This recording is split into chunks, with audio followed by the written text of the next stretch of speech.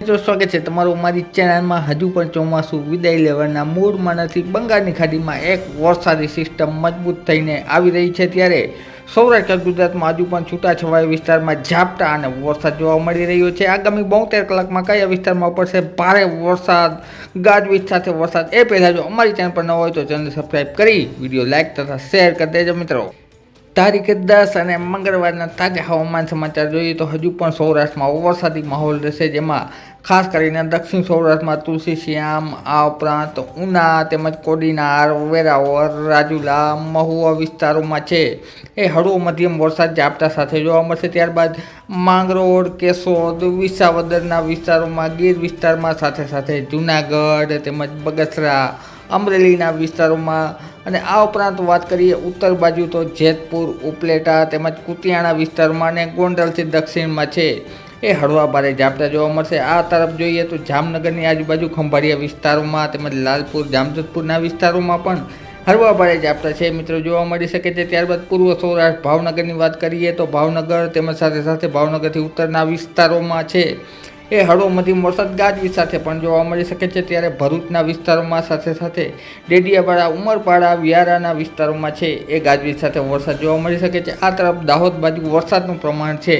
એ વધારે પ્રમાણમાં જોવા મળશે, જેમાં ગોધરા, લુણાવાડા તેમજ જાલોદ વિસ્તારમાં ગાજવીજ સાથે વરસાદ જોવા મળશે। ત્યારબાદ અરવલ્લી જિલ્લામાં તેમજ સાબરકાંઠા જિલ્લામાં પણ છે એ ગાજવીજ સાથે વરસાદ છે એ જોવા મળશે મિત્રો। સાંજના સમયનું વાતાવરણ જોઈએ 10 તારીખનું તો સાંજના સમયે પણ સૌરાષ્ટ્રમાં સારી એવી એક્ટિવિટી જોવા મળશે છૂટાછવાયા વિસ્તારમાં, જેમાં ભાવનગર, બોટાદના વિસ્તારોમાં છે એ હજુ પણ વરસાદનો લાભ મળી શકે છે। અને આ તરફ દક્ષિણ ગુજરાત અને મધ્ય ગુજરાતમાં વડોદરા તેમજ રાજપીપળા વિસ્તારોમાં પણ છે એ ગાજવીજ સાથે મિત્રો વરસાદ જોવા મળી શકે છે। ત્યારબાદ આપણે 11 તારીખનું હવામાન જોઈશું તો 11 તારીખના રોજ પણ મધ્ય ગુજરાત અને દક્ષિણ ગુજરાતના વિસ્તારોમાં ગાજવીજ સાથે વરસાદ જોવા મળશે મિત્રો। ત્યારબાદ સૌરાષ્ટ્રની વાત કરીએ તો સૌરાષ્ટ્રમાં વરસાદી એક્ટિવિટી બપોરના સમયે છે એ ઓછી જોવા મળશે। પવન મુખ્યત્વે પશ્ચિમ તરફ જોવા મળશે અને તાપમાન છે 35થી લઈ અને 38 ડિગ્રી જેટલું જોવા મળશે। જ્યારે દરિયાકાંઠાના વિસ્તારોમાં છે એ સારા એવા વરસાદી ઝાપટા જોવા મળી શકે છે। મહુવા તેમજ ઉના, આ ઉપરાંત રાજુલા વિસ્તારમાં તેમજ ભાવનગરથી દરિયાઈ પટ્ટીના વિસ્તારોમાં। ત્યારબાદ આપણે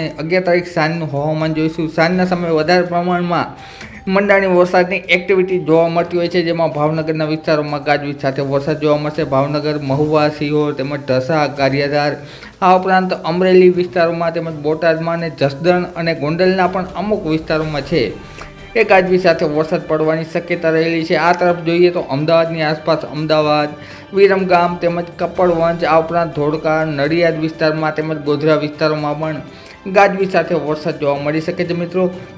ત્યારબાદ આપણે 12 તારીખનું હવામાન જોઈશું તો વરસાદી સિસ્ટમ છે મુખ્યત્વે ઉત્તર તરફ સરકી રહી છે, જેના હિસાબે વરસાદી એક્ટિવિટી ઓછા પ્રમાણમાં જોવા મળી રહી છે। સૌરાષ્ટ્ર ગુજરાતમાં છે એ વરસાદનું પ્રમાણ ઘટી રહ્યું છે, પરંતુ નહિવત પ્રમાણમાં વરસાદ પણ જોવા મળશે મિત્રો। સાંજના સમયે છે એ ખાસ કરીને અમદાવાદની આસપાસ તેમજ રાજકોટની આસપાસ હળવા મધ્યમ ઝાપટા છે એ જોવા મળી શકે છે। 12 તારીખના રોજ છે એ વરસાદી એક્ટિવિટીમાં થોડો ઘણો ઘટાડો થઈ શકે છે। ત્યારબાદ આપણે 13 તારીખની વાત કરીએ તો 13 તારીખના રોજ પણ એ જ પ્રકારની સ્થિતિ જોવા મળી શકે છે। હજુ પણ આ વરસાદી સિસ્ટમ જો પશ્ચિમ તરફ સરકશે તો વરસાદનું પ્રમાણ પણ વધુ પડતું છે એ સૌરાષ્ટ્ર ગુજરાતમાં જોવા મળી શકે છે। તે બાબતે આગામી દિવસોમાં અમે વિડીયો દ્વારા તમારી સમક્ષ માહિતી આપતા રહીશું। હાલ મુજબ જોઈએ તો છૂટાછવાયા વિસ્તારમાં મંડાણી વરસાદ એટલે કે હળવા મધ્યમ ઝાપટા છે એ જોવા મળી શકે છે। સીમિત વિસ્તારમાં ભારે ઝાપટા પણ પડી શકે છે મિત્રો।